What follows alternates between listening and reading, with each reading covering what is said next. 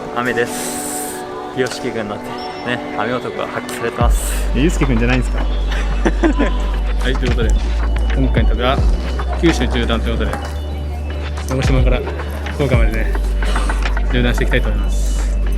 ちょっとね、天気悪そうなんですけど、いい素材をね取れたらいいと思うんで行ってきましょう。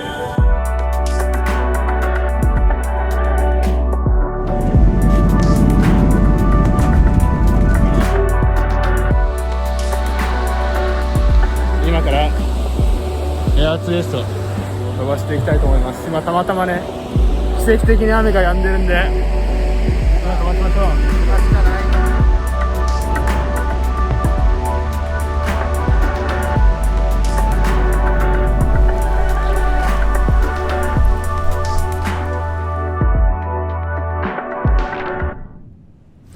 九州縦断2日目となりました。ここから出発して阿蘇山の方を目指していきたいと思います。今5時59分、さすがに眠いですね。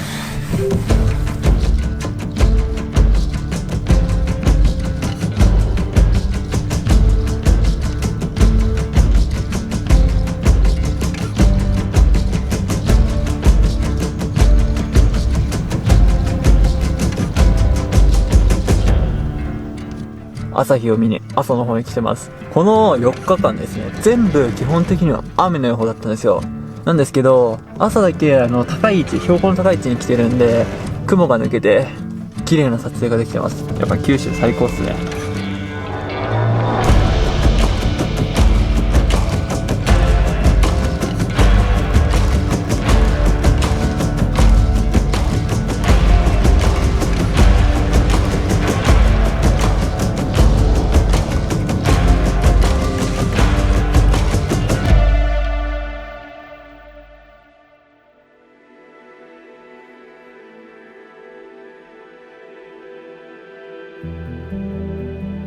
九州縦断旅は熊本県を抜け最終日を迎えました。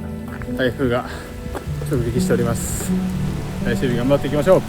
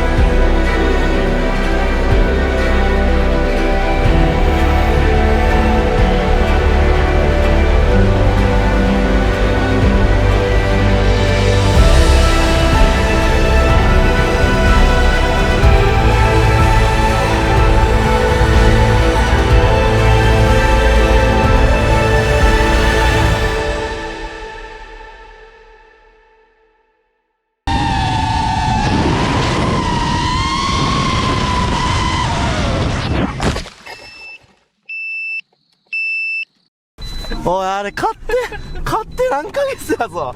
ふざけんな。